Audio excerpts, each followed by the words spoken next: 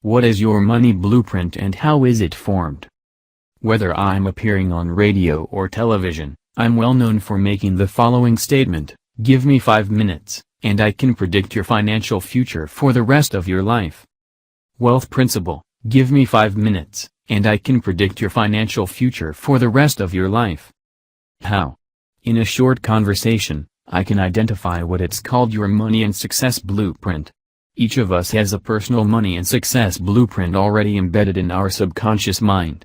And this blueprint, more than anything and everything else combined, will determine your financial destiny.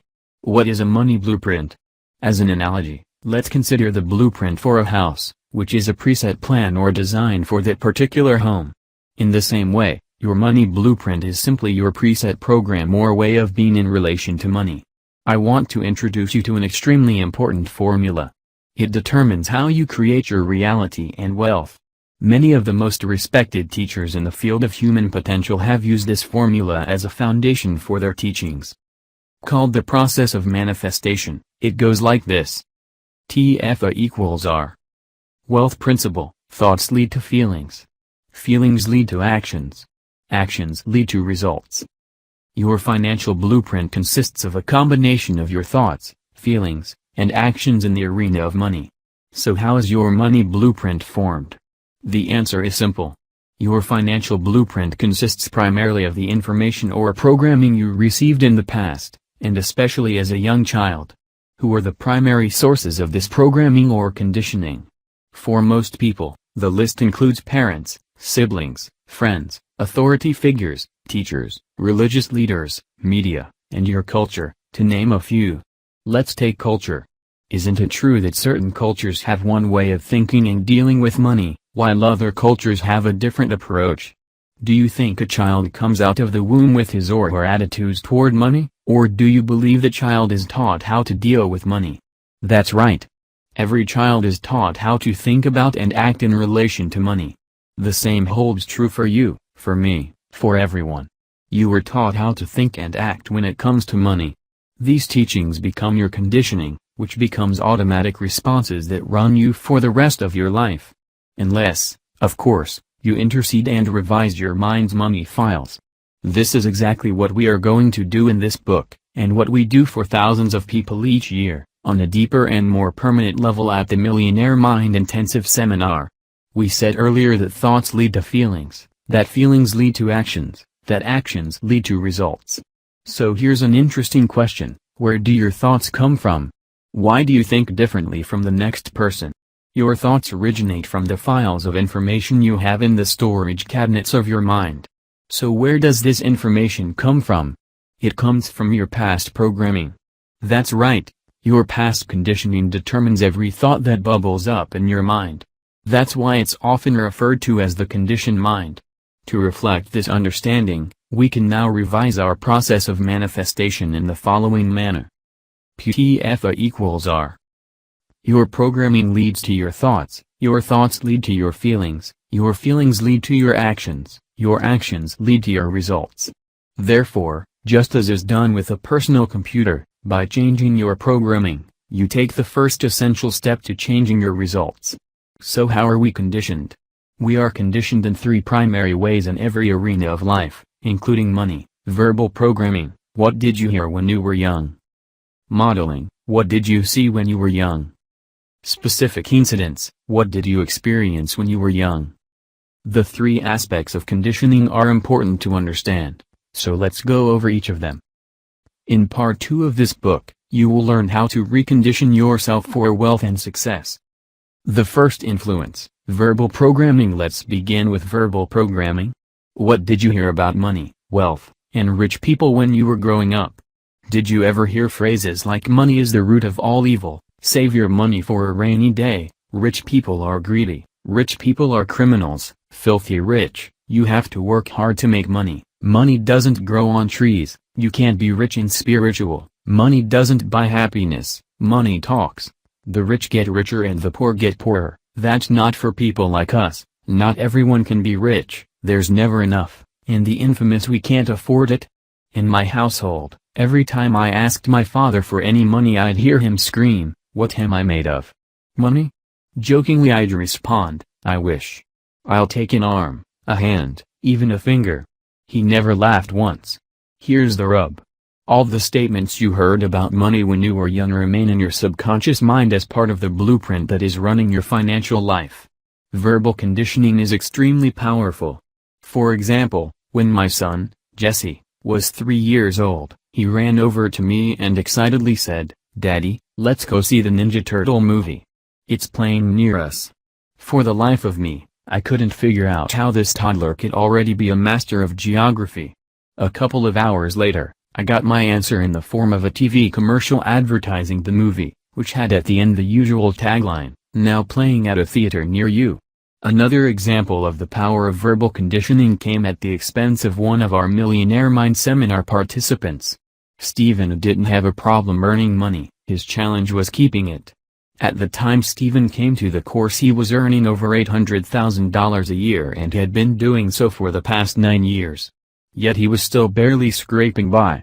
Somehow, he managed to spend his money, lend it, or lose it all by making poor investment decisions. Whatever the reason, his net worth was exactly zero. Stephen shared with us that when he was growing up, his mom always used to say, "Rich people are greedy. They make their money off the sweat of the poor. You should have just enough to get by. After that you're a pig." It doesn't take a rocket scientist to figure out what was going on inside Stephen's subconscious mind. No wonder he was broke. He was verbally conditioned by his mother to believe that rich people are greedy. Therefore, his mind linked up rich with greedy, which of course is bad. Since he didn't want to be bad, subconsciously he couldn't be rich. Stephen loved his mom and didn't want her to disapprove of him. Obviously, based on her beliefs, if he were to get rich, she wouldn't approve. Therefore, the only thing for him to do was to get rid of any extra money beyond just getting by, otherwise he'd be a pig. Now, you would think that in choosing between being rich and being approved of by mom or anyone else for that matter, most people would take being rich. Not a chance. The mind just doesn't work that way. Sure, riches would seem to be the logical choice. But when the subconscious mind must choose between deeply rooted emotions and logic, emotions will almost always win. Wealth principle: when the subconscious mind must choose between deeply rooted emotions and logic, emotions will almost always win. Let's get back to our story. In less than 10 minutes at the course, using some extremely effective experiential techniques, Stephen's money blueprint changed dramatically. In only 2 years, he went from being broke to becoming a millionaire. At the course, Stephen began to understand that these non-supportive beliefs were his mom's, based on her past programming, and not his. We then took it a step further and helped him to create a strategy whereby he wouldn't lose his mother's approval if he got rich. It was simple. His mom loved Hawaii. So Stephen invested in a beachfront condo on Maui. He sends her there for the entire winter. She's in heaven, and so is he. First, she now loves that he's rich and tells everyone how generous he is. Second, he doesn't have to deal with her for 6 months of the year. Brilliant. In my own life, after a slow start, I began doing well in business but never seemed to make money with my stocks. In becoming aware of my money blueprint, I recalled that when I was young, each day after work, my dad would sit down at the dinner table with the newspaper, check the stock pages, slam his fist on the table, and shout, "Those stinking stocks." He then spent the next half hour ranting about how stupid the whole system is and how you have a better chance of making money playing the slot machines in Las Vegas. Now that you understand the power of verbal conditioning, can you see that it's no wonder I couldn't make any money in the stock market? I was literally programmed to fail, programmed to unconsciously pick the wrong stock, at the wrong price, at the wrong time. Why? To subconsciously validate my money blueprint that said, stocks stink. All I can say is, by digging out this massive, toxic weed from my inner financial garden, I began getting inundated with more fruits. Virtually the day after I reconditioned myself, the stocks I chose began to boom, and I've continued to have amazing success in the stock market ever since. It seems incredibly strange, but when you really understand how the money blueprint works, it makes perfect sense. Again, your subconscious conditioning determines your thinking. Your thinking determines your decisions, and your decisions determine your actions, which eventually determine your outcomes. There are 4 key elements of change, each of which is essential in reprogramming your financial blueprint. They are simple but profoundly powerful. The first element of change is awareness. You can't change something unless you know it exists. The second element of change is understanding. By understanding where your way of thinking originates, you can recognize that it has to come from outside you. The third element of change is disassociation. Once you realize this way of thinking isn't you, you can separate yourself from it and choose in the present whether to keep it or let it go, based on who you are today, and where you want to be tomorrow. You can observe this way of thinking and see it for what it is, a file of information that was stored in your mind a long time ago and may not hold any truth or value for you anymore. The fourth element of change is reconditioning. We will begin this process in part 2 of this book, where we will introduce you to the mental files that generate wealth. Should you want to take this a step further, I invite you to attend the Millionaire Mind Intensive Seminar, where you will be led through a series of powerful experiential techniques that will rewire your subconscious on a cellular and permanent level, retraining your mind to respond supportively in terms of money and success. The elements of frequency and ongoing support are also important for lasting change to occur, so I've got another gift to help you. If you go to www.millionairemindbook.com and click on free book bonuses, you can subscribe to the Millionaire Mind Thought of the Week. Every 7 days you will receive a profound lesson that can assist your success. Meanwhile, let's go back to our discussion on verbal conditioning and the steps you can take now to begin revising your money blueprint. Steps for change: verbal programming. Awareness: write down all the statements you heard about money, wealth, and rich people when you were young. Understanding: write down how you believe these statements have affected your financial life so far. Disassociation: can you see that these thoughts represent only what you learned and are not part of your anatomy and not who you are? Can you see that you have a choice in the present moment to be different? Declaration: place your hand over your heart and say, "What I heard about money isn't necessarily true. I choose to adopt new ways of thinking that support my happiness and success." Touch your head and say, "I have a millionaire mind." The second influence, modeling. The second way we are conditioned is called modeling. What were your parents or guardians like in the arena of money when you were growing up? Did one or both of them manage their money well, or did they mismanage it? Were they spenders or savers? Were they shrewd investors or were they non-investors? Were they risk-takers or conservative? Was money consistently there, or was the flow more sporadic? Did money come easily in your family, or was it always a struggle? Was money a source of joy in your household or the cause of bitter arguments? Why is this information important? You've probably heard the saying, monkey see, monkey do. Well, humans aren't far behind. As kids, we learn just about everything from modeling. Although most of us would hate to admit it, there's more than a grain of truth in the old saying, the apple doesn't fall too far from the tree. This reminds me of the story about a woman who prepares a ham for dinner by cutting off both ends. Her bewildered husband asks why she cuts off the ends. She replies, "That's how my mom cooked it." Well, it just so happened that her mom was coming for dinner that night. So they asked her why she cut off the ends of the ham. Mom replies, "That's how my mom cooked it." So they decide to call Grandma on the phone and ask why she cut off the ends of the ham. Her answer? "Because my pan was too small." The point is that generally speaking, we tend to be identical to one or a combination of our parents in the arena of money. For example, my dad was an entrepreneur. He was in the home building business. He built anywhere from a dozen to 100 homes per project. Each project took a huge amount of capital investment. My dad would have to put up everything we had and borrow heavily from the bank until the homes were sold and the cash came through. Consequently, at the beginning of each project, we had no money and were in debt up to our eyeballs. As you can imagine, during this period my dad was not in the best of moods, nor was generosity his strong suit. If I asked him for anything that cost even a penny, his standard reply after the usual "What am I, made of money?" was "Are you crazy?" Of course, I wouldn't get a dime, but what I would get was that "Don't even think of asking again" glare. I'm sure you know the one. This scenario would last for about a year or two until the homes were finally sold. Then, we'd be rolling in dough. All of a sudden, my dad was a different person. He'd be happy, kind, and extremely generous. He'd come over and ask me if I needed a few bucks. I felt like giving him his glare back, but I wasn't that stupid, so I just said, "Sure, Dad, thanks," and rolled my eyes. Life was good. Until that dreaded day when he'd come home and announce, "I found a good piece of land. We're going to build again." I distinctly remember saying, "Great, Dad, good luck," as my heart sank, knowing the struggle that was about to unfold again. This pattern lasted from the time I could remember, when I was about 6, until the age of 21, when I moved out of my parents' house for good. Then it stopped, or so I thought.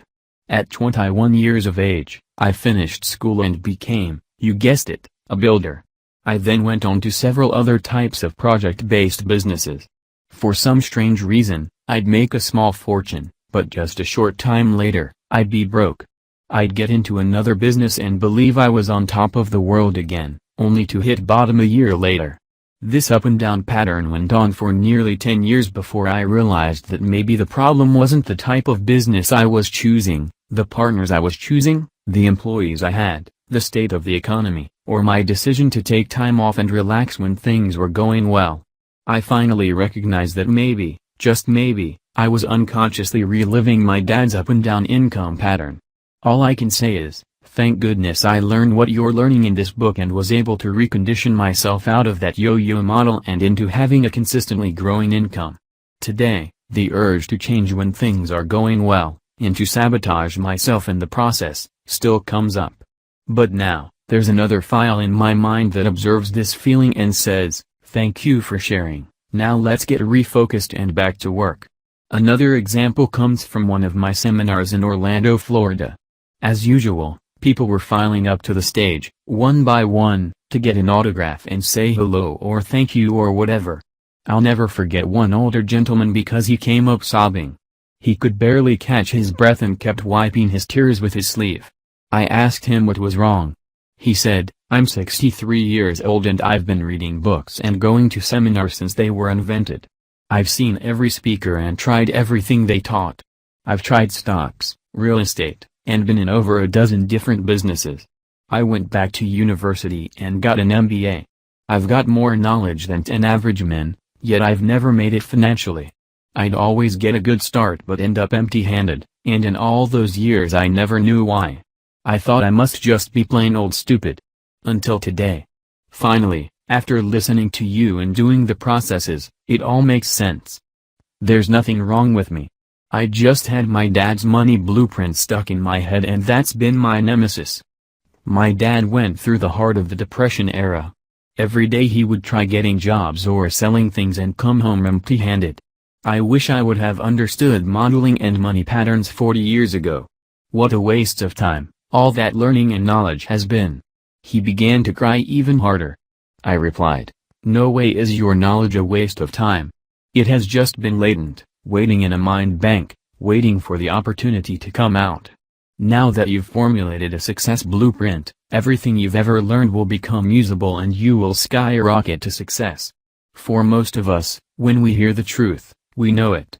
He started to lighten up and began breathing deeply again. Then a big grin came across his face. He gave me the biggest hug and said, "Thank you, thank you, thank you." Last I heard from him, everything was booming. He has accumulated more wealth in the last 18 months than in the past 18 years combined. I love it. Again, you can have all the knowledge and skills in the world, but if your blueprint isn't set for success, you're financially doomed. We often get seminar participants whose parents were involved in World War II or who lived through the Depression. These people are often in shock when they realize how much their parents' experiences have influenced their beliefs and habits around money. Some spend like crazy because you could easily lose all your money, so you might as well enjoy it while you can. Others go the opposite route, they hoard their money and save for a rainy day. A word of wisdom, saving for a rainy day might sound like a good idea, but it can create big problems. One of the principles we teach in another of our courses is the power of intention. If you are saving your money for a rainy day, What are you going to get? Rainy days. Stop doing that. Instead of saving for a rainy day, focus on saving for a joyous day or for the day you win your financial freedom. Then, by virtue of the law of intention, that's exactly what you will get. Earlier we said that most of us tend to be identical to one or both parents in the arena of money, but there's also the flip side of the coin. Some of us end up being exactly the opposite of one or both parents. Why would that happen? Do the words anger and rebellion ring a bell? In short, it just depends on how ticked off you were at them. Unfortunately, as little kids we can't say to our parents, "Mom and Dad, have a seat. I'd like to discuss something with you. I'm not fond of the way you're managing your money or, for that matter, your lives, and therefore, when I become an adult, I'll be doing things quite differently. I hope you understand. Good night now and pleasant dreams." No, it doesn't go quite that way. Instead, when our buttons are pushed, we generally freak out and what comes out sounds more like "I hate you. I'll never be like you. When I grow up, I'm gonna be rich. Then I'll get whatever I want whether you like it or not." Then we run to our bedroom, slam the door, and start pounding our pillow or whatever else is at hand, to vent our frustration. Many people who come from poor families become angry and rebellious about it. Often they either go out and get rich or at least have the motivation to do so. But there's one little hiccup, which is actually a big burp. Whether such people get rich or work their buns off trying to become successful, they are not usually happy. Why? Because the root of their wealth or motivation for money is anger and resentment. Consequently, money and anger become linked in their minds, and the more money such individuals have or strive for, the angrier they get. Eventually, the higher self says, "I'm tired of being angry and stressed out. I just want to be peaceful and happy." So they ask the same mind that created the link what to do about this situation. To which their mind answers, "If you want to get rid of your anger, you're going to have to get rid of your money." So they do. They subconsciously get rid of their money. They overspend or make a poor investment decision or get a financially disastrous divorce, or they sabotage their success in some other way. But no matter, because now these folks are happy. Right? Wrong. Things are even worse because now they're not just angry, they're broke and angry. They got rid of the wrong thing. They got rid of the money instead of the anger, the fruit instead of the root. Meanwhile, the real issue is, and always was, the anger between them and their parents. And until that anger is resolved, they will never be truly happy or peaceful regardless of how much money they have or don't have. The reason or motivation you have for making money or creating success is vital. If your motivation for acquiring money or success comes from a non-supportive root such as fear, anger, or the need to prove yourself, your money will never bring you happiness. Wealth principle. If your motivation for acquiring money or success comes from a non-supportive root such as fear, anger, or the need to prove yourself, your money will never bring you happiness. Why? Because you can't solve any of these issues with money. Take fear, for instance. During my seminars I ask the audience, how many of you would cite fear as your primary motivation for success? Not many people put up their hand.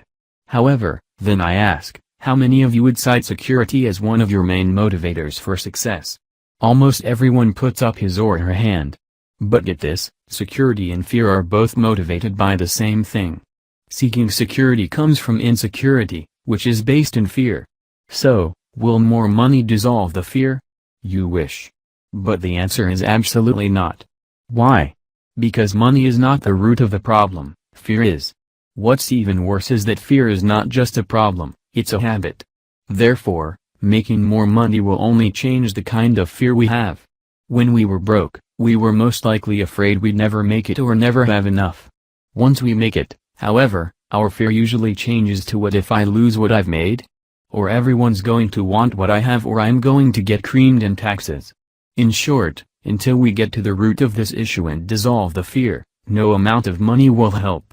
Of course, given a choice, most of us would rather worry about having money and losing it than not having money at all, but neither are overly enlightened ways to live. As with those of us driven by fear, many people are motivated to achieve financial success to prove they are good enough. We'll cover this challenge in detail in part 2 of this book, but for now, just realize that no amount of money can ever make you good enough. Money can't make you something you already are. Again, as with fear, the always having to prove yourself issue becomes your habitual way of living. You don't even recognize it's running you. You call yourself a high achiever, a hard driver, determined, and all these traits are fine. The only question is why? What is the root engine that drives all this? For people who are driven to prove they are good enough, no amount of money can ease the pain of that inner wound that makes everything and everyone in their life not enough. No amount of money, or anything else for that matter, will ever be enough for people to feel they are not good enough themselves. Again, it's all about you. Remember, your inner world reflects your outer world. If you believe you are not enough, you will validate that belief and create the reality that you don't have enough. On the other hand, if you believe you are plenty, you will validate that belief and create plenty of abundance. Why? Because plenty will be your root, which will then become your natural way of being. By unlinking your money motivation from anger, fear, and the need to prove yourself, you can install new links for earning your money through purpose, contribution, and joy. That way, you'll never have to get rid of your money to be happy. Being a rebel or the opposite of your parents is not always a problem. To the contrary, if you were a rebel, often the case with second-born children, and your folks had poor money habits, it's probably a good thing that you are their opposite. On the other hand, if your parents were successful and you are rebelling against them, you could be in for serious financial difficulties. Either way, what's important is to recognize how your way of being relates to one or both of your parents in the arena of money. Steps for change, modeling. Awareness. Consider the ways of being and habits each of your parents had around money and wealth. Write down how you may be identical or opposite to either of them. Understanding. Write down the effect this modeling has had on your financial life. Disassociation. Can you see this way of being is only what you learned and isn't you? Can you see you have a choice in the present moment to be different? Declaration. Place your hand over your heart and say, what I modeled around money was their way. I choose my way. Touch your head and say, I have a millionaire mind.